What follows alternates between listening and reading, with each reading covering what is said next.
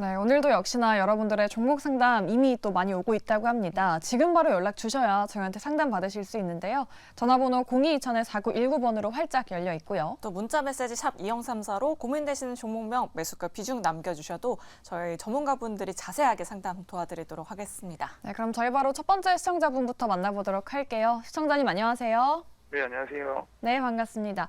우리 시청자님 오늘 어떤 종목 고민되실까요? 일진파워요. 일진파워 매수가랑 비중은요? 12,900원의 비중 10%예요. 12,900원이면은 최근에 들어가셨어요? 아니요. 제가 9월 달에 사서 슈팅 나올 때 반을 팔고 반을 남겨둔 거거든요, 지금. 그래도 그 이후로 수익을 또 계속, 한번 보셨네요. 네, 그 이후 계속 흘러서. 네, 알겠습니다. 그때 네. 한 15,000원까지 슈팅이 한 번 네. 나왔는데 그 이후로는 계속 좀 힘을 못 쓰고 있어요. 그렇다면 네 분 통해서 의견 바로 들어보도록 하겠습니다. 우리 시청자님 다시 한번 수익 낼 수 있을지 긍정인지 부정인지 팻말 들어주시죠. 네, 그래도 긍정적인 의견이 좀 많은 것 같아요. 그러네요. 최근에 그래도 주가가 좀 올라오려고 시도를 하고 있는 것 같은데 손여러 팀장님께 한번 여쭤보도록 하겠습니다. 원전 관련된 종목 최근에 모멘텀이 있나요? 네, 우선 좀 보유 기간은 조금 걸리겠지만 이번 정부 정책 성격을 본다라고 하면 안전하게 꺼낼 수 있다 그렇게 좀 판단을 해보도록 하고요. 일진파워 같은 경우는 어떤 발전소 경상 장비를 제조하고 유지 보수를 진행하면서 실적을 기록하는 종목이기 때문에 원전 관련 수혜 종목으로 분류가 되어 있기도 하고 간혹 보니까 초전도체 핵 융합 관련으로도 분류가 된 영역이 있습니다. 시청자분께서 매매를 하셨을 때는 이제 윤석열 대통령이 폴란드에 가서 원전에 대한 MOU 체결을 진행한다 이 뉴스가 나오면서 강세를 보였었고 사실 이제 윤석열 대통령이 이제 폴란드 한 군데뿐만 아니라 스페인이나 이런 덴마크 이런 곳에서 MOU 원전 MOU를 꾸준하게 진행한다 한 건이 아니라 한 3-4건의 수주 기대감이 있다라고 하면은 조금 추이를 만드는 경향이 있었는데 이제 폴란드의 MOU 한 건만 뉴스가 나왔기 때문에 단기적인 슈팅이 나온 다음에 3세 안에 거래 이제 좀 단기적인 차익이 나오는 모습 확인되고 있고요. 최근에 원전 관련해서는 긍정적인 뉴스랑 부정적인 뉴스가 꾸준히 나오고 있습니다. 정부 입장에서는 SMR 소형 원전 모듈에 대한 계약을 진행을 하겠다는 뉴스가 나왔는데 이제 그 원전 관련해서 예전에 예 대표님께서 말씀해 주신 것처럼 약간 님비 현상이 많이 있습니다. 이제 정치적인 반대편 입장에서도 환경 어쩌고 이제 방사능 어쩌고 이런 얘기 하고 있고 이제 어떤 원전 가동이 있어서 경주 쪽에서 지진이 났답니다. 지진이 났다고 하면 이거 안전성이 문제 있는 거 아니냐? 당연히 이런 부분들이 이제 이야기 나올 수 있고 이제 원전 측에서는 지진이 발생했지만 이 정도의 지진은 크게 가동이 없을 것이다. 이렇게 지금 받아치면서 양쪽에서 뉴스가 나오고 있는데 사실 원전 관련 종목들이 강세를 보이는 건 이런 국내 내부적인 이슈가 아니라 우리 해외 세일즈에 따라서 흥행이 나오는 것이다라고 판단되고 있고요. 현대건설이나 삼성물산 이런 종목들 이제 원전 관련해서 뉴스를 검색을 해보면 꾸준하게 원전 세일즈, 원전 건설 이것을 통해서 긍정적인 뉴스가 나오고 있지만 투자분들은 아직 원전에 대한 기대감이 이제 투심이 원전 섹터로 몰리지 않았다. 그 좀 말씀을 드려보도록 하겠습니다. 하지만 일진파워가 실적이 안 나오는 기업이 아닙니다. 지금 보면은 매출과 영업이익이 증가하고 있지 않은데 안전하게 흑자를 유지하고 있으면서 실적이 잘 나오기도 하고 좀 기저효과로 조금 깎이기도 하면서도 안전하게 연간 실적 흑자를 기록을 하고 있고 최근에도 이제 하동군의 화력설비 경상정비공사를 수주를 했기 때문에 올해도 안정적으로 실적이 나올 것으로 전망이 됩니다. 업종포가 10인데 현재포도 10이기 때문에 업종 대비 재평가 연기 있다고 판단되지만 원전 관련 종목들이 사실 실적으로 움직이는 종목들이 아니죠. 그래서 어떤 현재 정부의 어떤 입장, 원전에 대한 입장, 그다음에 임기 기간 이런 것들을 보면 충분히 원전에 대한 긍정적인 기대감이 나올 수 있다고 판단되고 있고 언제 나올지 모르겠습니다. 외국인도 집중하고 있지 않죠. 하지만 충분히 조정도 나왔고 거의 한 분기 단위로 나오는 것 같습니다. 그 사이 전후로 이제 외국인 투자가 순매수가 들어오면은 청산 준비를 하다가 원전 뉴스 나오면서 슈팅 나올 때 그때는 안전하게 잘 빠져나오시기를 당부 말씀드리도록 하겠습니다. 손절가는 제가 1,400원 정도 말씀드리고요. 1차 목표가는 13,000원, 2차 목표가는 14,600원 잡고 이번에 곧 다가올 기회에서는 안전하게 빠져나오시기를 당부 말씀드리도록 하겠습니다. 뭐 네. 실적이 나쁘진 않지만 투자 심리 자체가 지금 원전 섹터에 좀 모이지 않고 있는 시점이기 때문에 네. 수급이 모이면서 반등이 나올 때 매도하는 전략이 어떤가라고 의견 드렸으니까요. 우리 시청자님 일진파워 꼭 참고해 보시기 바랄게요. 네, 그럼 계속해서 다음 시청자님 바로 모셔보도록 하겠습니다. 시청자님 안녕하세요. 안녕하세요. 반갑습니다. 네, 반갑습니다. 오늘 어떤 종목 고민되실까요? 폴라리스 오피스 네, 매수가랑 비중 어떻게 되실까요? 4,900원에 10%인데요. 네. 한 10% 정도 마진 볼 수 있을까요? 10% 수익을 보실 수 있을지 궁금해하시는 것 네. 같습니다. 네, 혹시 오늘 들어가셨나요, 시청자님? 아니요. 한 일주일 정도는 될 것 같은데요. 네, 최근에 들어가셨어요. 그렇다면은 네. 폴라리스 오피스 수익 보실 수 있을지 여쭤보도록 할게요. 내부는 어떻게 보고 계시는지 팻말 준비되셨으면 바로 들어주시죠. 오, 오. 네, 의긍정이 나왔습니다. 네. 10% 수익을 보실 수 있는 건지, 네. 폴라리스 오피스 뭐 3분기 역대 최대 실적 맞아요. 기록했다. 뭐 AI 모멘텀도 있고, 음. 대표님 어떻게 보세요? 우리 시청자님 얼마까지 좀 가능할까요? 조금 길게 보셨으면 좋겠는데 10%가 아니라 네. 10%만 보실 게 아닌 것 같아요. 오. 그러니까 이게 차트를 잠깐 볼까요? 네. 차트를 잠깐 보면 이건 전형적인 실적 성장세의 미래 성장성을 갖추고 있는 종목이라고 보시면 될 것 같아요.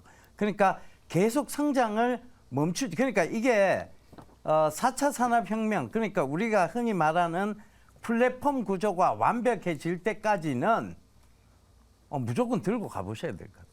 왜냐하면 보안 관련주는 지금 세계적으로 지금 주목을 받고 있는데 보안 관련주 중에서도 이만큼 실적이 나오는 회사가 드뭅니다. 그러니까 우리가 캐시우드라고 불리죠. 그 돈나무 누나 이렇게 네. 부르잖아요, 그죠? 그 캐시우드조차도 보안 관련주에 굉장히 집중 투자를 많이 하고 있다는 점. 그러니까 미래 사회는 결국은 이 보안 관련주가 핵심이 될 수 있다라고 보는 거예요. 그 관점에서 보자고요. 그 관점에서 차트를 보면 이건 전형적으로 바이 앤 밸런싱이 가능한 종목입니다. 그러니까 실적 성장세와 미래 성장성을 같이 갖추고 있는 거죠. 이렇게 평행선을 한번 꺼보세요. 아무렇게 꺼셔도 돼요. 이렇게 평행선을 꺼보면 결국은 분할 매도 자리대와 분할 매수 자리대, 분할 매도 자리대, 분할 매수 자리대, 분할 매수 자리대, 분할 매도 자리대가 명확히 나오는 종목이에요. 굳이 여기서 내가 지금 분할 매수 자리대에서 잘 사서 분할 매도 자리대로 올라가면 되는 상황이에요. 거기서 오버슈팅이 나올 수 있기 때문에 분할 매도라는 거예요. 그러니까 오버슈팅이 안 오면 여기서 매수만 이렇게 바이 앤 밸런싱이 아니고 그죠? 바이 앤 셀링하고 또 바이 앤 셀링, 그러니까 어게인을 반복하면 되는데 이거는 바이 앤 밸런싱 해야 되는 종목입니다.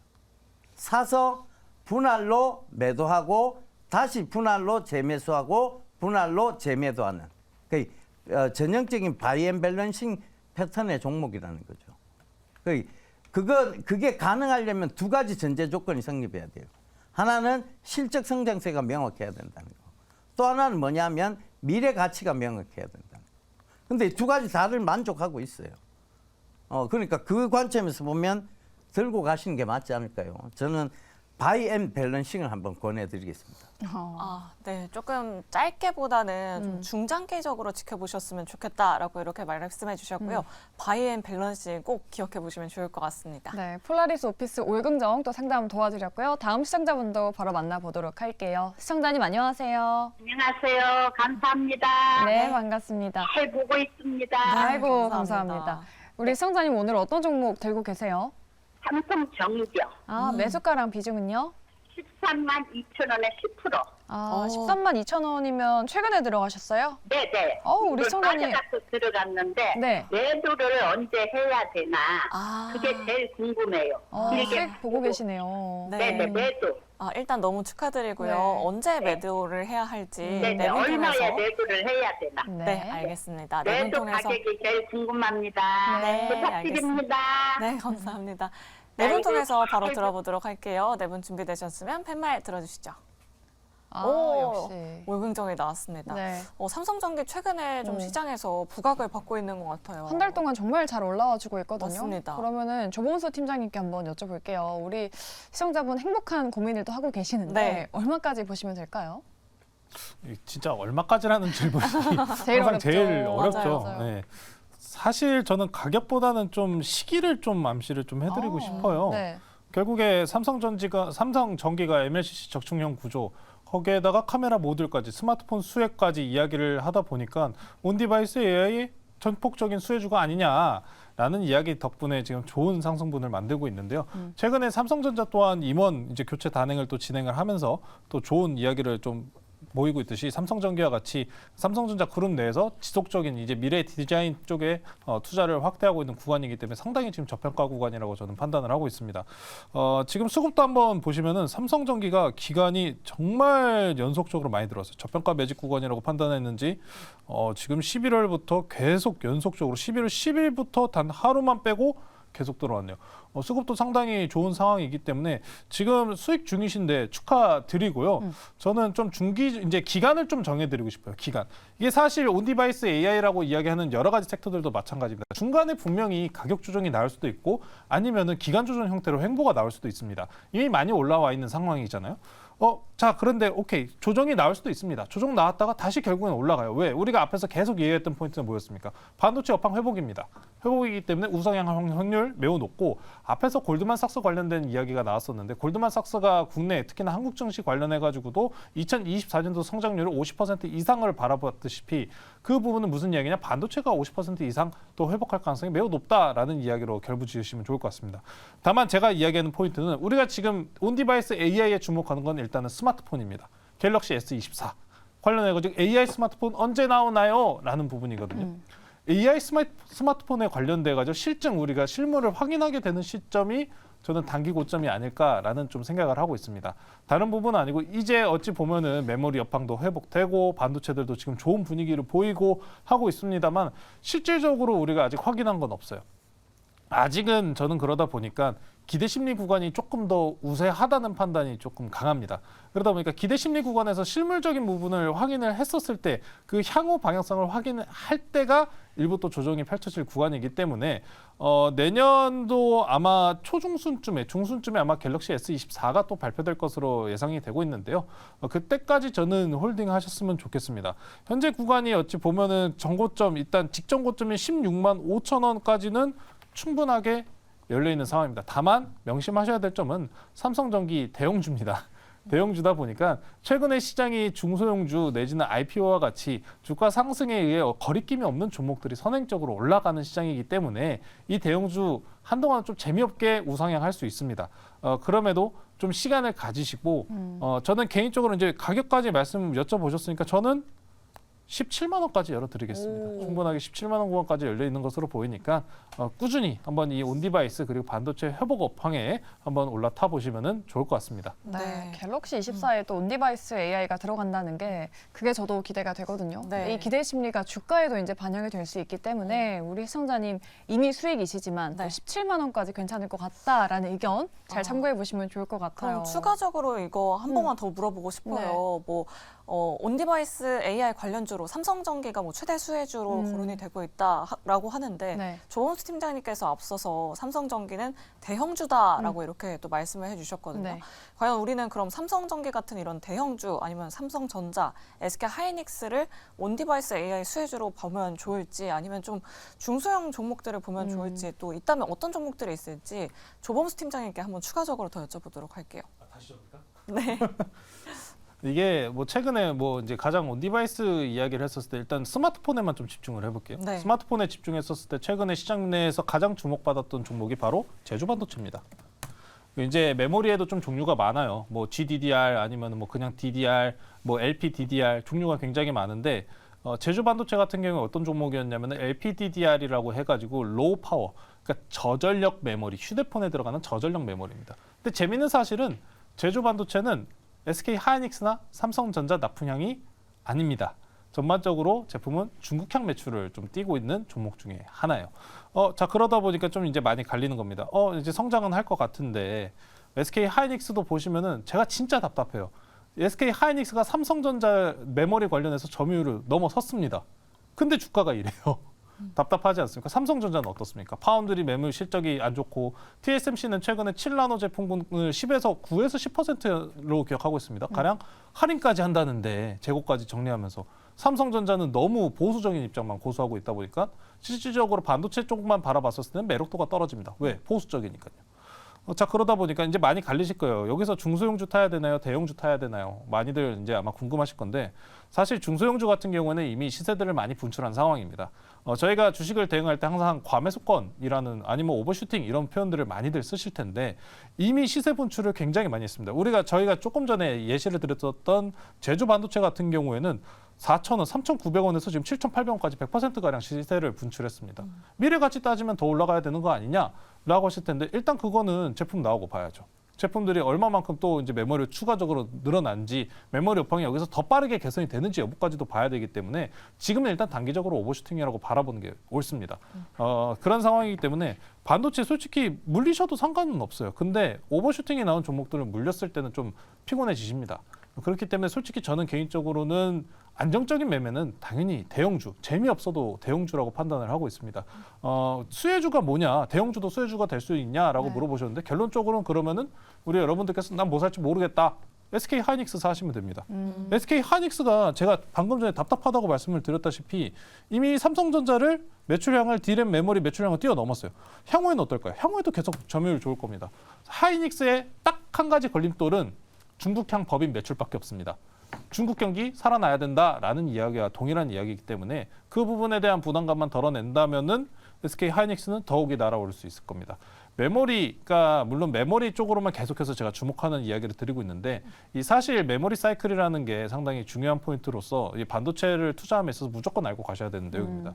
제가 이전에도 한번 말씀드렸었던 것 같은데 저는 SK 하이닉스를 지금 17만 원을 간다고 무조건 생각을 하고 있는 게 지금 이제 사이클에 들어선 상황이에요. 이전에도 계속 말씀드렸다시피 이제 신규 제품 메모리 나오고 뭐 경기 이슈 같이 터진 다음에 항상 재고 조정 끝나면서 가격 반등 강력하게 일어났었다. 지금 그 구간입니다. 나는 진짜 모르겠다.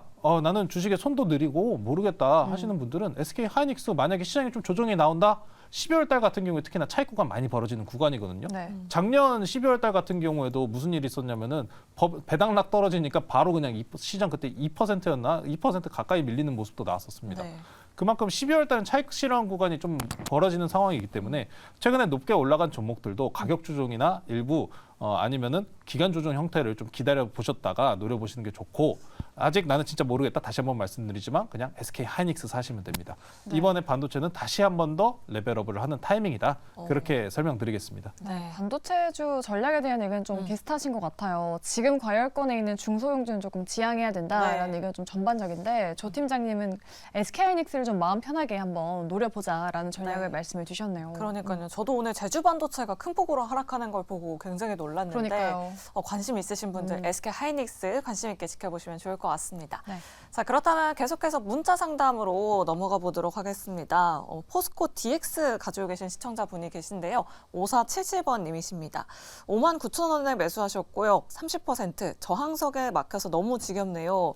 매도 타이밍 알려주시면 종목 갈아타고 싶습니다. 라고 이렇게 문자 보내주셨습니다. 네, 되게, 오늘 8% 하락해서 아마 우리 시청자님 걱정이 너무 많으실 것 같아요. 그러니까요. 포스코 DX 매도를 해야 하는 건지 네 분께 바로 여쭤보도록 할게요. 포스코 DX에 대한 의견 준비되셨으면 바로 들어주시죠. 역시 의견이 좀 나뉘네요. 그러니까요. 앞서 이 반도체들이랑 좀 분위기가 다른 것 같아요. 그러니까요. 그러면은 부정이 두 분이니까 네. 강호진 전문가님께 여쭤볼게요. 너무 지겹다라고 말씀을 하시는데 매도를 지금 해야 되는지 뭐 다른 대안이 있을까요?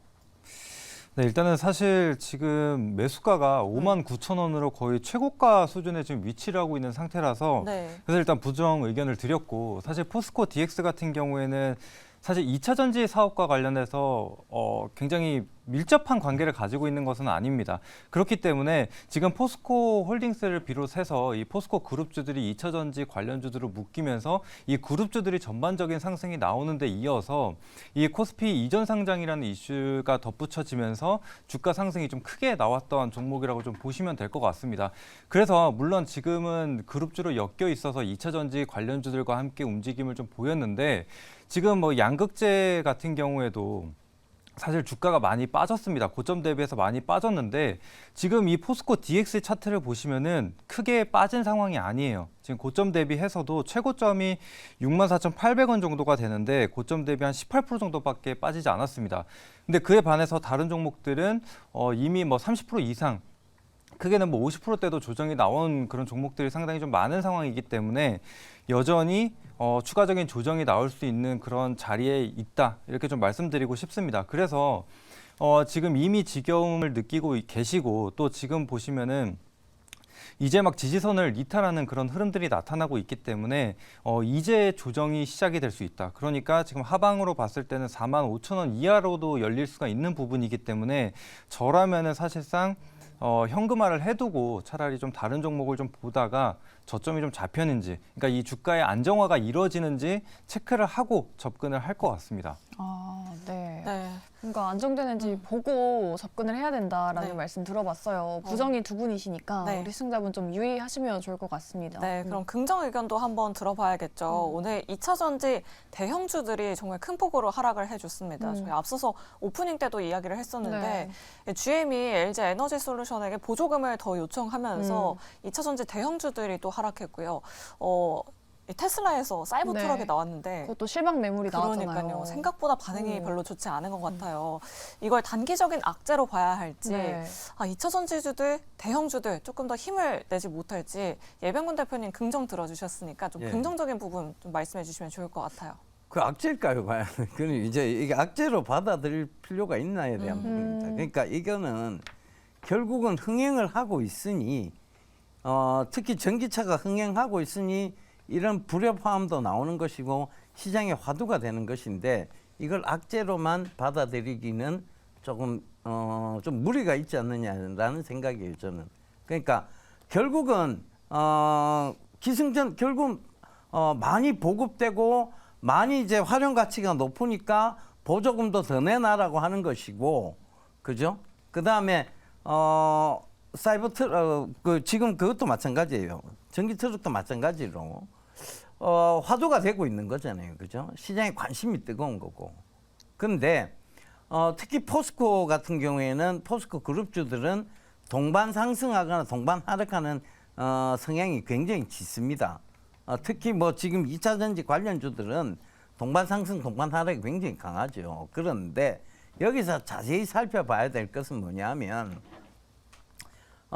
결국은 이들이 지금 동반 상승, 동반 하락은 하고 있다고 하지만 결국은 지금 많이 고점대까지 올라와서 차익 실현 매물은 언제든지 나올 수 있는 관점이에요. 그것도 누가 뭉텅거리로 던졌을 때 이런 급락이 나오느냐에 대한 부분은 결국은 기관입니다. 기관이나 외인은 집중해서 던지기 때문에 우리가 흔히 개인 투자자들은요, 던질 때 이렇게 안 던져요. 조금씩 올라올 때 조금씩 분할로 차익을 하죠. 그게 이제 던지는 모양새고, 기관이나 외인들은 총 오늘 100을 팔려고 한다면 장중에 70을 계속 던져요. 그래서 이렇게 기관이나 외인이 매도하고 있는 종목은 장중에 보면 하락세가 계속 짙어지다가 장 막판에 결국은 나머지 30을 마저 던집니다. 그렇게 되면 어떻게 되냐면 종가가 저가가 되는 경우가 많아요. 그러면 매수하는 종목은요, 외인이나 기관이 매수하는 종목, 오늘 방산주 같은 경우 외인이나 기관이 매수한 쪽이었거든요.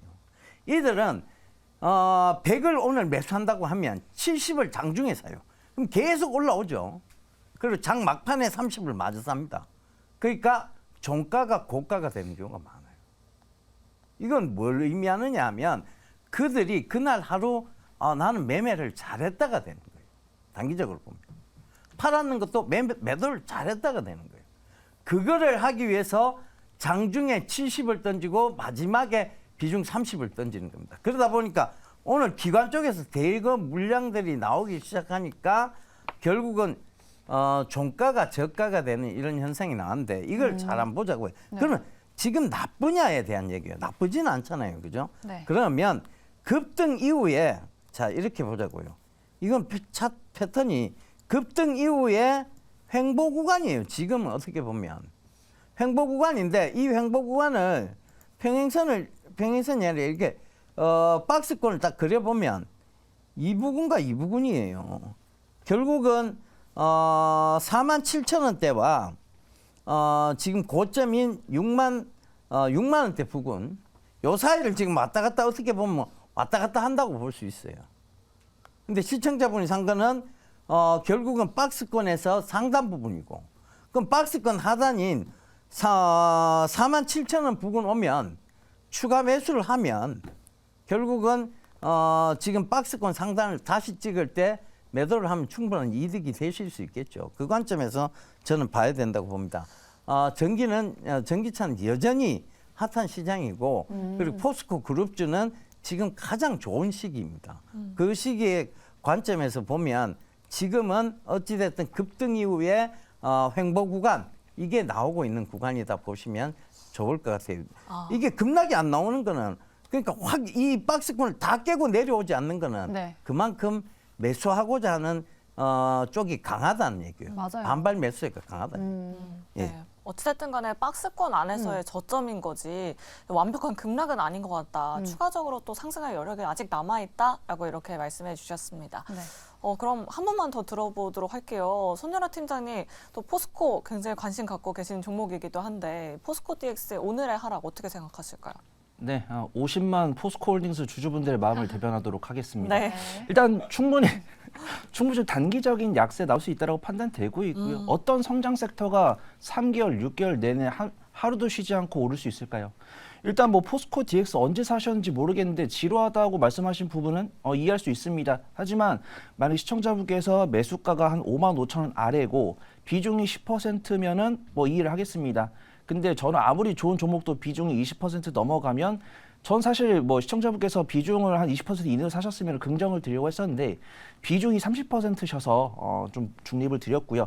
포스코 DX 차트를 보도록 하겠습니다. 과연 이 차트가 추세가 꺾인 건가요? 지금 박스권 움직임을 보여주고 있습니다. 박스권 움직임도 내가 눌림목에서 매수를 하면은 평균적으로 15에서 20%를 먹을 수 있습니다. 제가 뭐 시청자분을 혼내는 것처럼 들리실 수가 있는데 만약에 포스코 DX를 처음 사셨다. 이번에 처음 샀는데 물린 거다. 물린 지 한 달 정도 됐다. 그러면 너무 지겹다는 말씀 이해를 하겠습니다. 하지만 포스코 DX를 여태까지 수익을 잘 내다가 마지막이라는 생각으로 매수했다가 물리셨다고 하면은 조금만 더 지켜보시면 좋을 것 같습니다. 지금 보면은 21선, 61선 위에 있었다가 오늘 이탈했습니다. 근데 악재가 없는 게 아니죠. GM 뉴스 나왔죠. 사이버트럭 뉴스 나왔죠. GM에서 보조금 달라고 한 뉴스는 몰랐습니다. 하지만 보조금을 줄고 있는 추이죠. 근데 테슬라에서 사이버트럭 양산 문제 있었죠. 자율주행 문제 있었죠. 사이버트럭 한 8천만 원 정도라고 하는데 모르셨나요? 모르셨으면 죄송합니다. 근데 대부분 전문가라는 사람들은 알고 있었습니다. 그러면 이제 포스코 DX가 오늘 음봉이 나왔고 외국인과 기관의 매도세가 나왔는데 포스코 DX 과연 포기를 해야 될까요? 포스코홀딩스랑 포스코 퓨처엠 이 종목들에 대한 리포트 읽어보셨나요? 지금 포스코홀딩스가 2030년까지 뭐 리튬으로 32만 톤을 생산하겠다. 리튬 소재로만 매출을 60조를 내겠다고 했습니다. 지금 포스코홀딩스 실적이 48조입니다. 포스코홀딩스의 실적 중에서 철강이 90%고 2차전지 소재는 10%가 안 됩니다. 만약에 포스코홀딩스랑 포스코 퓨처엠이 내놓고 있는 청사진에 대한 의심이 있다고 하면 매도하시기 바랍니다. 하지만 그에 따른 의심이 없다고 하면 보유를 하시는데 지금 시청자분이 비중이 크시니까 중립 의견 드리고 기술적 매매하신 다음에 눌림목에서 매수하실 때는 비중 관리를 꼭 하시기 바랍니다. 손절가는 제가 5만 원 정도 잡아드리고요. 1차 목표가는 5만 8천 원, 2차 목표가 6만 3천 원을 잡고 5만 8천 원 넘어갔을 때 비중 15% 이내로 주신 다음에 포스코 DX의 추이, 2차전지 업황의 추이, 포스코 그룹주의 추이 체크해 보시면 좋을 것 같습니다. 네, 우리 50만 주주분들을 대변해서 무려 3분이나 분석해 드렸으니까요. 우리 시청자분들 잘 참고해 보시면 좋을 것 같고요. 다음 문자로 바로 넘어가 보도록 할게요. 2748님께서 텔레칩스를 갖고 계십니다. 31,500원에 비중은 10% 진단 부탁드립니다. 라고 하셨는데 최근에 정말 가파르게 올라왔는데 고점에서 들어가셨네요. 그러니까요. 참 온디바이스 AI가 핫하다 해서 네. 이렇게 들어가는데 고점에 물리신 분들도 참 많으신 것 같아요. 맞아요. 34,300원까지 올라갔다가 오늘 종가는 3750원에 마감을 했습니다. 네. 자, 과연 이 종목 어떻게 봐야 할지 네 분 통해서 바로 들어보도록 할게요. 네 분 준비되셨으면 팻말 들어주시죠. 올긍정이지만 우리 네. 조도채 조 팀장님께서 많은 중립을 들어주셨네요. 그러니까요. 오. 앞서서 온디바이스 AI 시장 확장된다, 뭐 반도체 물려도 좋다라고 이렇게 말씀해 주셨는데 네. 왜 텔레칩스는 중립을 들어주셨을까요? 물려도 좋다고 말씀은 드렸는데 네. 고가권에서 물리시면 중립이죠. 네. 아, 이게 좀 아쉬워서 그래요. 네. 예.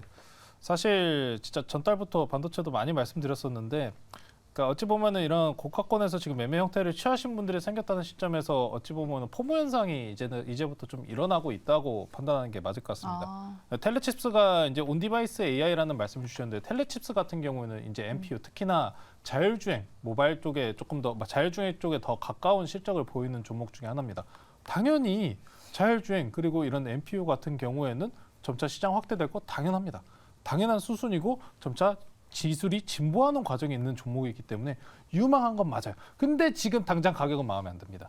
원래 이런 종목들 매매하실 때 이런 단기 이동 평균선 뭐 5일선 아니면 21선 이런 거 이탈하면은 추세가 꺾이면서 가격 조정 나오는 거는 좀 순식간이기 때문에 좀 유의를 좀 하셔야 된다는 의미로 저는 좀 중립을 드렸습니다. 일단 텔레칩스 같은 경우 일단 좀 간단하게 설명해 드리면 NPU라고 해서 원래는 컴퓨터나 아니면 처리 장치 관련해서는 뭐 CPU, 메모리 그리고 GPU 이렇게 총 3가지 제품들이 엮여 있으면은 원래는 GPU가 연산 처리가 굉장히 빠른 부분이 부각받아가지고 현재 AI 연산에 쓰고 있다면은 NPU라는 것은 뭐냐면은 GPU에서 그래픽 처리 기능만 빼고 연산 기능만 가져왔다는 겁니다. 그러니까 빠르게 생각을 한다는 거예요. 빠르게 생각하고 원래 GPU는 굉장히 고전력입니다. 엄청 많이 먹어요. 저도 집에 뭐 비싼 옛날에 한 200만 원 주고 산 그래픽 카드를 쓰고 있는데 지금 딱 컴퓨터만 키면은 그 온도가 70도, 80도 그럽니다. 아우, 지금 난방이 필요가 없어요.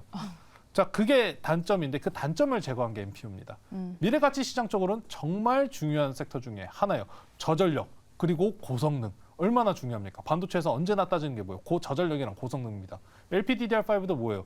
저전력 고성능입니다. 굉장히 중요한 섹터인데 당장 근데 텔레칩스 같은 경우에는 지금 최근에 이제 우리가 전기차 관련된 이야기도 여러 차례 하지만 단기적인 실적 논란 내지는 좀 쉬어가는 구간이 좀 발생할 수 있다고 생각해요. NPU나 AI 측면으로 바라봤을 때는 정말 유망한 종목은 맞습니다. 다만 지금 고가권에서 접근하신 만큼 좀 유의를 하시자라는 뜻에서 다시 한번 중립을 드렸다 그렇게 전달드리고요. 뭐 물론 실적 가치 관련해서도 지금 실적 상향치도 계속해서 좀 좋은 모습입니다. 실적 같은 경우에도 이번 분기도 계속 매출도 늘어나고 실적도 서프라이즈 나오면서 계속 올라가요. 영업이익도 매출도 지금 보시면은 2018년도 이후부터 상승 계속 올라갑니다. 2020년도 이때 당시에도 뭐 코로나 때문에 실적 안 좋았던 그 기업들을 다 찾아보셔도 계속 올라갑니다. 그래도 좋았어요. 나쁘지 않았어요. 계속 실적 성장하는 실적이기 때문에 정말 물리셔도 됩니다. 물리셔도 되는데 다만 이제 지금 포모 현상 구간에서 들어가셨기 때문에 가격 조정까지 좀 염두하시자 말씀드리고요. 지금 매수가가 얼마셨죠? 잠시만요. 매수가가 31,500원. 네. 비중 10%. 그러면은 저는 이렇게 말씀드려요. 조금 기다리세요. 가격 조정이 나올 수 있습니다. 분명히 저는 반도체 좋다고는 말씀드리지만 12월 달에 가격 조정 내지는 기간 조정 올 수 있다고 분명히 말씀드리고 있어요. 이미 너무 올라갔습니다. 단기적으로 너무 빠르게 올라갔다는 게 제가 항상 잡고 있는 문제입니다. 네. 그렇기 때문에 10% 들어가겠으니까 다른 비중이 있으시겠네요. 현금 있으시면은 기다리셨다가 저는 연말 내지는 이번 12월 말일 아니면 내년 초입에 계속 눌릴 때마다 사가시자. 바이 더 딥 눌릴 때마다 사자. 반도체는 지금 그게 중요한 타입니다. NPU 자동차 계속 생각하세요. NPU라든지 아니면 자동차 자율주행이요. 결국에는 모든 자동차에 들어갈 겁니다. 왜요? 기술이잖아요. 그게 최신 기술입니다. 최신 기술이 시간이 지나면 지날수록 언제나 일반적인 기술로 보편적인 이제 보급형으로 바뀌기 마련입니다. 그럼 보급형으로 바뀐대요. 미래 자율주행이. 그럼 텔레칩스 매출은 어떻게 될까요?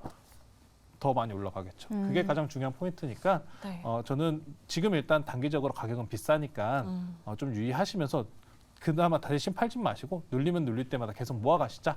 저는 그렇게 말씀드리겠습니다. 네, 이제 가격 조정이 좀 나올 가능성이 있다. 만약에 조정이 나온다면 그때 추가 매수하는 방안 알려주셨으니까요. 우리 시청자님 잘 참고해 보시길 바라겠습니다. 네, 저희 다음 문자로 넘어가 볼게요. 우리 이혜정님께서 에이프릴 바이오를 들고 계십니다. 11,703원에 3.26%. 언제쯤 매도할 수 있을까요? 라고 여쭤보시는데 네. 리포트 보면은 또 2만 원대까지 전망하는 리포트가 또 많이 나오더라고요. 그러니까요. 우리 시청자님 매수가랑 거의 차이가 없는 모습인데 네. 네 분 통해서 의견 바로 들어보도록 할게요. 네 분 준비되셨으면 팻말 들어주시죠. 에이프릴 바이오 과연 중립도분 부정 그리고 긍정입니다. 네. 그럼 긍정 여쭤볼게요. 네. 사실 최근에 뭐 박스권 안에서 좀 변동성이 큰 모습을 보여주고 있는데 과연 좀 뚫을 수 있을까요, 전문가님? 네, 일단은 지금 흐름으로 봤을 때 계속 뭐 제약바이오 쪽으로 수급이 들어오고 있는 그런 모습들이 확인되고 있기 때문에 사실 그 부분에 있어서 긍정을 좀 드렸습니다. 뭐 특히나 뭐 에이프릴 바이오 같은 경우에는 최근에 갑상선암 관련해서도 새로운 적응증에 좀 성공을 했다라는 얘기도 들려오고 있는 부분이기 때문에 그런 재료 삼아서 수급이 어느 정도 들어올 수 있다라는 좀 관점을 가지고 있고, 일단은 특히나 지금 박스권 흐름을 계속적으로 이어가고 있는 상황에서 또 특히나 이제 무상증자 가 이제 완료가 됐는데 추가 상장이 이루어졌음에도 불구하고 주가가 빠지고 있지 않다라는 것을 봤을 때는 아직까지는 뭐 매도에 대한 좀 의지가 아직 보이지 않는다라고 말씀을 드릴 수가 있겠고, 이제 다만 이제 조금 걱정스러운 것은 이 매물대를 보시면은 이 상단에 매물대가 상당히 좀 두껍게 쌓여 있습니다. 그렇기 때문에 만약에 다시 한번 이 재료가 나오면서 이 제약바이오의 수급이 들어오고 한번 튀어준다면 이 14,000원을 돌파하는지 못하는지 그런 점들을 좀 유념해서 보실 필요가 있을 것 같습니다. 그래서 만약에 이 14,000원을 돌파하지 못한다면 다시 박스권 안으로 하단부로 내려올 수 있는 부분이기 때문에 그런 점들 좀 체크를 해주시고, 또 추가적으로 이제 금리 인상이 멈춘다라는 얘기들이 나오고 있기 때문에 아무래도 이 제약바이오 같은 경우에 성장주에 좀 포함이 되는 부분이기 때문에 그런 수급적인 측면으로 봤을 때도 앞으로 계속적인 하방을 좀 보여왔었던 섹터이기 때문에 내년 정도에는 어느 정도 올라올 수 있지 않을까. 그래서 지금은 크게 우려하지 않으셔도 될 것 같다라고 좀 말씀드릴 수 있겠고, 이제 다만 이제 박스권 계속적으로 지켜주던 이 10,000원, 이 10,000원이라는 가격대가 또 라운드 넘버기 때문에 계속적인 라운드 피겨가 나와줬는데 만약에 이 10,000원 구간을 이탈하게 된다라면은 추세 이탈이 나올 수가 있는 부분이기 때문에 그 점은 꼭 체크해서 보시면 좋을 것 같습니다.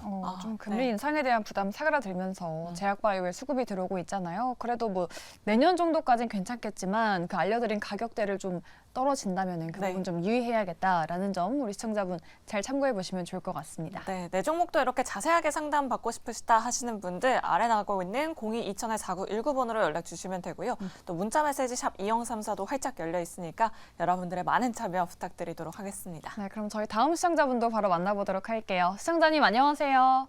안녕하세요. 반갑습니다. 네, 반갑습니다. 우리 시청자님 어떤 종목 고민되실까요?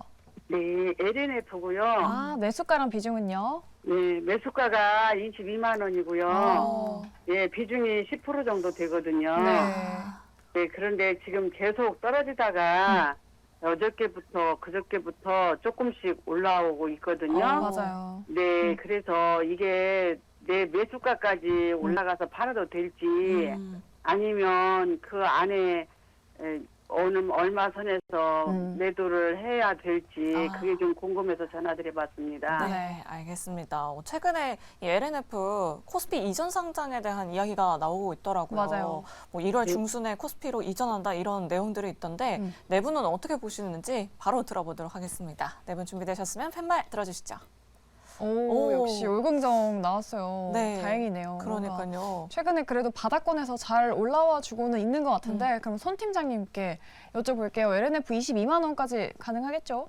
네, 가능할 것은 전망이 됩니다. 네. 근데 사실 조금 이해는 안 됩니다. 제가 2차 전지에 대해서 부정적으로 말씀드린 경우가 없는데 양극재 기업 중에서 제일 못하고 있거든요. 근데 그런 것들이 좀 투자분들 사이에서 충분히 좀 반영이 되었다라고 판단하고 계시는지, 아니면 긍정적인 뉴스가 나와서 이렇게 반등을 하는 건지, 일단 수급이랑 주가 추이는 좋으니까 부정적으로 말씀드릴 필요 없을 것 같습니다.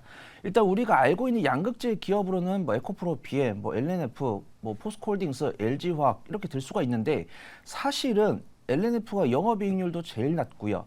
그다음에 이제 매출 회전율도 제일 낮습니다. 이제 주문이 들어오면은 그거를 재고로 쳐내는 거죠. 쳐내는 속도가 제일 느립니다. 근데 주가 움직임 제일 좋죠. 그러니까 저는 이제 전문가 생활하면서 이해가 안 되는데 근데 이제 뭐 코스피 이전 상장이랑 뭐 테슬라의 어떤 언론 플레이에 LNF가 좋은 모습 보여주고 있으니까 제 판단이 틀렸다 이렇게 보시면 좋을 것 같습니다. 사실 테슬라랑 LG 에너지 솔루션, LNF가 이 밸류 체인이기 때문에 테슬라가 미끄러지면은 이제 LG 에너지 솔루션도 미끄러져야 되고 LNF도 미끄러져야 되는 게 정상인데 LNF가 반등을 하고 있기 때문에 그 이상으로 LNF가 과대낙폭이 발생했다라고 투자자들이 판단하는 것 같고 코스피 이전 상장을 투자분들이 긍정적으로 판단을 해주시는 것 같습니다. 뭐 주가 좋고 수급 좋으니까 염려하실 필요 없고 이제 어디까지 가나 지켜보시면 좋을 것 같고요. 일단 손절가는 제가 60일선 부근인 16만 2천 원 정도 말씀드리고 1차 목표가는 23만 5천 원, 2차 목표가는 27만 5천 원 잡고 안전하게 빠져나오시면 좋을 것 같습니다. 네, 우리 시청자분 좀 많이 걱정하셨을 텐데 걱정하실 필요 없다라는 또 긍정적인 말씀 드려봤고요. 네 분 다 월공장 드렸으니까 LNF 잘 참고해 보시면 좋을 것 같습니다. 네, 그럼 계속해서 다음 시청자님 바로 만나보도록 하겠습니다. 안녕하세요. 네, 시청자님 안녕하세요. 네, 오늘 어떤 종목 고민되실까요? 리고캔 바이오. 네, 매수가랑 비중은 어떻게 되실까요? 43,000원에 100%예요, 100%. 100%요. 우리 네. 시청자님 100%를 들어가시지만 수익 중이시네요. 네. 오늘 또 고점을 찍으면서 49,000원까지 올라갔는데 우리 시청자분 그럼 언제 매도해야 될지가 고민이신 거죠? 네, 그렇죠. 계속 네. 갖고 가야 되는지 해서. 네, 우리 시청자님 수익 축하드리고요. 네 분께 바로 여쭤보도록 할게요. 레고캠 바이오에 대한 의견 어떻게 보시는지 네 분 팻말 바로 들어주시죠. 네, 긍정적인 의견이 많습니다. 예병군 대표님이 가장 처음으로 들어주셨는데 레고캔바이오 최근에 또 주가도 잘 가고 있는데 네. 추가적인 상승 가능할까요? 그렇죠. 이게 조금 전에 이제 상담했었던 이게 바이오 회사지만 에이프릴 바이오하고는 좀 확연한 차이가 있는 것은 이 회사는 이제 우리가 흔히 제약 바이오 하면 바이오 회사들이 실적이 안 나오는 경우가 대다수예요. 근데 이제 제약 바이오 이렇게 하면서 실제로는 GMP 시설, 그러니까 제약을 만들 수 있는 시설을 갖추지 않은 데가 대다수 많습니다. 제약사들은 무조건 갖춰야 되죠, GMP 시설을. 그리고 이제 그러다 보니까 GMP 시설을 갖춰야 드럭 마스터 파일이라고 해서 DMF 그 자료를 만들어낼 수가 있어요. 결국은 이 사이언티픽 데이터라고 우리가 흔히 불리는데 이 과학적 자료가 없이는 외국에 기술 이전을 한다거나 그리고 이게 어떤 창투사나 뭐 그다음에 외국 어떤 자본으로부터 크게 투자를 받는다. 이게 사실 거의 불가능한 얘기예요. 사이언티픽 데이터도 없는데 누가 그거에 돈을 투자를 해줄까요? 그러니까 에이프릴 바이오하고는 지금 확실히 달라요. 레고캔 바이오는. 이런 그 레고캔 바이오가 GMP 시설을 갖추고 있는 건 아니에요. 하지만 사이언티픽 데이터를 워낙 명확하게 갖추고 있는 회사라고 보시면 돼요. 그러니까 그 관점에서 보면 저는 비중도 100% 화끈하게 잘 들어가셨다고 봅니다.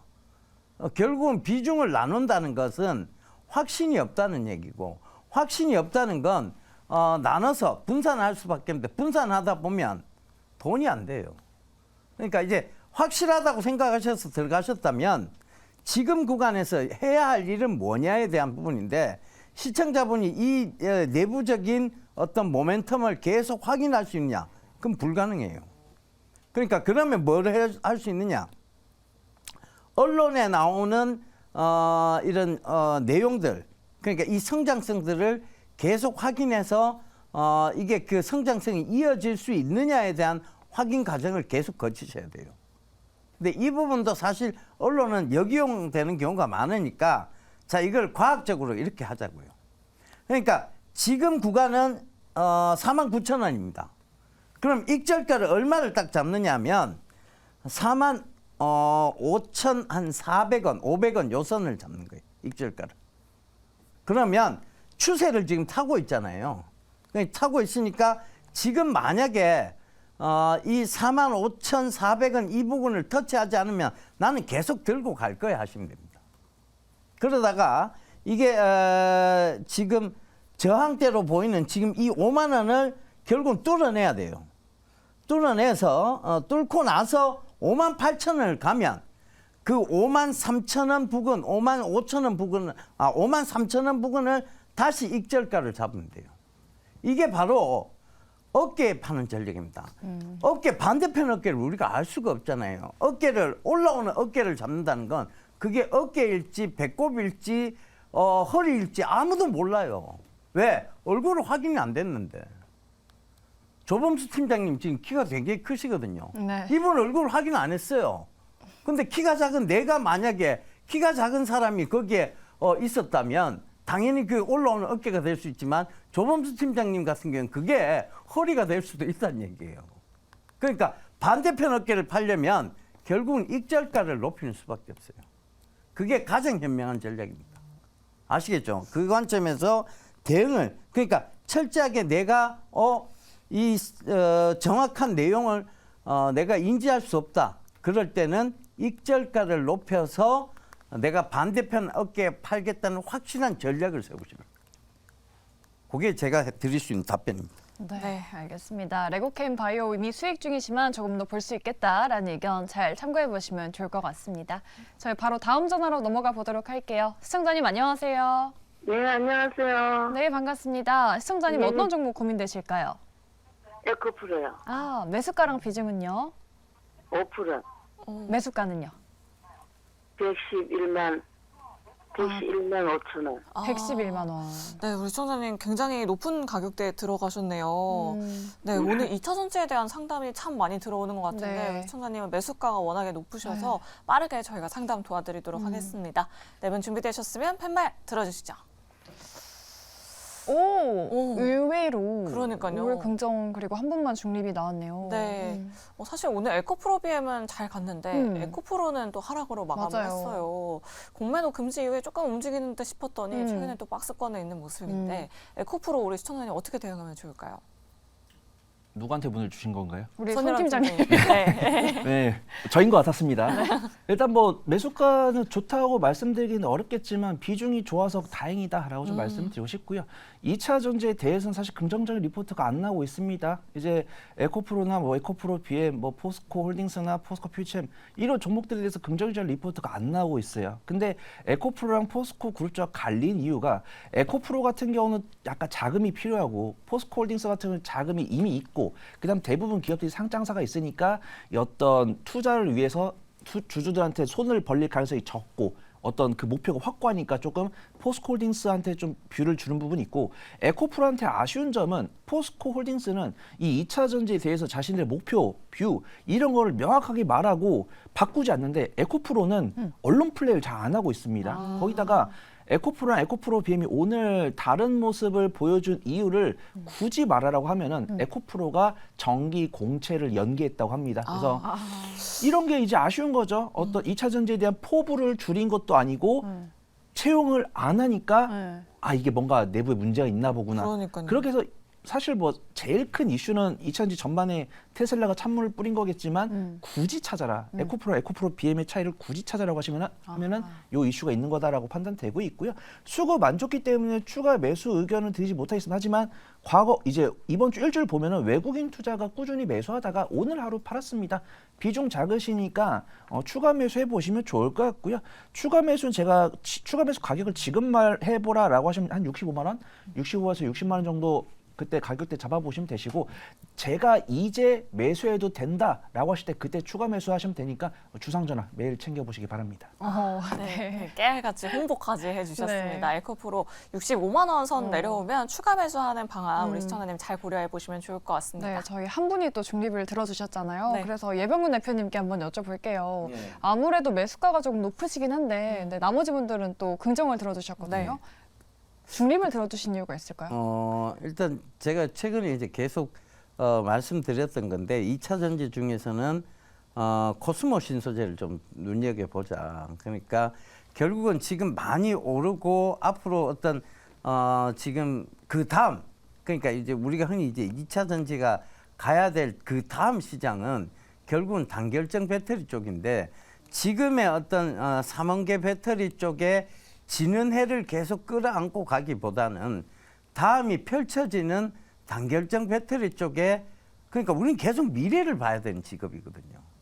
그러니까 그 관점에서 보면 코스모 신소재가 나으니 코스모 신소재 쪽으로 2차 전지는 조금 더 보고 그다음 포스코 관련주로 보자라고 얘기 드는데 사실 최근에 보면 코스모 신소재나 포스코 관련주들은 이런 에코프로처럼 이렇게 막 급등락이 심하진 않아요.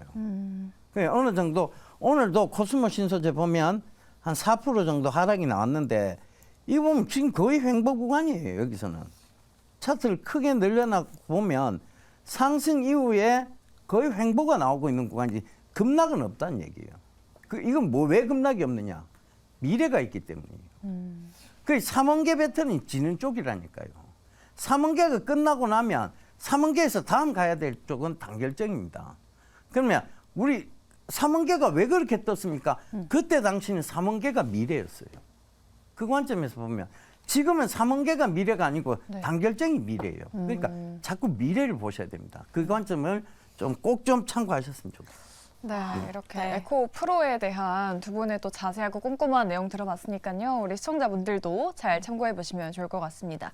저희 12월의 첫째 날이 하락으로 마감돼서 좀 네. 아쉬운 날이었지만 다음 주엔 어떨지 또 12월 내내 산타랠리에 대한 기대감을 가져봐도 될지 우리 전문가분들의 전략을 들어보도록 할게요. 우리 조범수 팀장님은 이번 달 좀 어떻게 전망하세요? 일단 저는 반도체 눌림시 지속 매수라는 말씀을 좀 먼저 전해드리고요. 네. 앞선 구간에서 말씀드렸다시피 12월에 좀 이벤트가 그래도 연거푸 있습니다. 오늘 같은 날만 해도 전거래일 11월 달에 윈도우 드레싱 효과와 같은 모습 때문에 윈도우 드레싱이 나온 듯한 모습 때문에라도 오늘 차익 실현 구간에서 오늘 달러 수업까지 있었습니다. 원래 6월 달에 나왔었던 이야기인데 달러 수업까지 나오다 보니까 확률이 급등하면서 추가적인 또 하락까지 만든 모습이 보여줬는데 원래 사실 우리나라 원래 12월 달 하면은 항상 단기적인 가격 조정이 찾아왔었던 구간 중에 한 구간입니다. 연말이기도 하고 헤지펀드사들의 어느 정도 이익 실현 구간이기도 하다 보니까 일부 좀 가격 조정에 대한 유의를 하시자라는 말씀을 전해드립니다. 다만 그럼에도 불구하고 가격 조정 나오면 계속 사셔야 된다. 바이 더 딥 하시자. 지금 어찌 보면 우리가 상담한 날에도 오늘 중에도 보시면은 이제 포무 현상 때문에 고가권에 사시는 분들이 많이 나오셨어요. 이게 항상 가격 조정 오기 전에 끝 마무리 모습이거든요. 최근에 시장이 좀 너무 쉬었던 부분도 있습니다. 사면 계속 올라갔어요. 생각 아무것도 안 하고 이거 좋다, 계속 간다 하는 거 사면 계속 올라갔어요. 자, 그 시장 항상 나온 다음에는 가격 조정 무조건 찾아옵니다. 가격 조정 올 확률이 어느 정도 있고 FOMC 그리고 당장 내일 당장 우리나라 시간 내일 새벽 4시에 파월 연준 의장 등판까지 있습니다. 12월 달 이런 이벤트가 연거푸 나오면서 일부 조정도 만들 수 있는 구간이기 때문에 좀 유의하시면서 눌림시마다 계속 지속 매수하자. 반도체는 내년에 더 좋다 이렇게 말씀드리겠습니다. 네. 미국에서 또 연설도 있고 뭔가 지켜볼 만한 이벤트가 있지만 내년에는 역시나 네. 우리 반도체가 갈 수 있을 것이다. 그런 의견 드렸고 조정시 매수 전략도 말씀드려봤습니다. 네, 그렇다면 강호진 전문가의 한 주의 전략도 들어보도록 하겠습니다. 다음 주 시장 어떻게 준비하면 좋을까요? 네, 일단 저는 뭐 한마디로 정리를 하자면 2보 전진을 위한 1보 후퇴였다 이렇게 좀 말씀드릴 수 있을 것 같습니다. 이제 말씀하셨던 이 산타랠리 궁금증이 굉장히 좀 많으신 것 같은데 사실 산타랠리를 기대하기보다는 내년을 기대하는 게 더 맞지 않나라는 생각이 좀 듭니다. 일단 그 이유는 뭐 지금 코스피나 코스닥을 보시면 아시겠지만 이미 11월 달 들어서 지수가 10%씩 상승을 했습니다. 그래서 적지 않은 상승이 이미 나왔기 때문에 이미 이것을 뭐 산타랠리로 받아들여도 되지 않을까라는 생각이 좀 들기 때문에 일단 그 점 좀 유념해 주시면 좋을 것 같고 그렇다면 초반에 말씀드렸었던 대로 뭐 지금 경제 지표라든지 특히나 한국 같은 경우에는 이 수출 동향을 좀 봤을 때 굉장히 호전되는 그런 모습들이 나타나고 있기 때문에 내년에 충분히 이 실적 모멘텀으로도 이어질 수 있는 부분이고 또 사실 지금 재료 먹거리가 많습니다. 뭐 2차 전지나 반도체 그리고 뭐 AI 이런 부분에 있어서도 계속적으로 모멘텀이 이어질 것으로 보여지기 때문에 이제 그런 부분들 생각하셔서 계속적으로 모아간다면 내년에 충분히 좋은 성과가 있을 것이라고 좀 생각이 듭니다. 네, 어떻게 보면 조범수 팀장님 그리고 강호진 전문가님 모두 어느 정도의 조정을 좀 예측해보자라고 이렇게 말씀해 주신 것 같은데 그럼 예병군 대표님도 좀 조정 염두에 둬야 하는지 좀 긍정적인 말씀 부탁드릴게요. 네. 우리가 흔히 이제 시장을 크게 판단해 볼 때 이제 베어마켓적 요소냐 불마켓적 요소가 강하냐에 대한 얘기를 하거든요. 근데 지금 베어마켓적 요소가 과연 있는가에 대한 부분을 한번 살펴봐야 될 것 같아요. 지금은 우려가 거의 없는 시장이거든요, 사실. 그러니까 지금은 불마켓적 요소가 훨씬 강합니다. 네. 그러니까 금리 인상에 대한 얘기도 어느 순간 다른 얘기가 돼버렸어요. 그러니까 이런 관점에서 보면 결국은 불마켓적 요소가 이렇게 강한데 시장이 불안할 이유가 있을까라는 의문을 계속 가질 수밖에 없는 거죠. 그러면 지금 과연 주식을 샀다 팔았다 해야 될 때인가를 다시 한번 꼼꼼히 살펴보면 결국 지금은 주식을 팔 때가 아니라 살 때이고 들고 가야 될 때임을 시장은 얘기해주고 있습니다. 예. 그러니까 더 이상 팔지 마라. 들고 가도 된다. 이 얘기를 지금 시장이 계속 얘기해주고 있는 거예요. 알겠습니다. 기다리던 조정, 너무 조정을 기다린 전략보다는 네. 조금 사신 전략이 맞지 않겠냐. 그렇게 보죠. 네. 알겠습니다. 이렇게 또 시장 전략까지 저희가 알차게 들어봤고요. 오늘 저희 주상전화가 준비한 내용은 여기까지입니다. 저희는 다음 주 이 시간에 다시 돌아오도록 할게요. 여러분 주말 잘 보내시고요. 안녕히 계세요.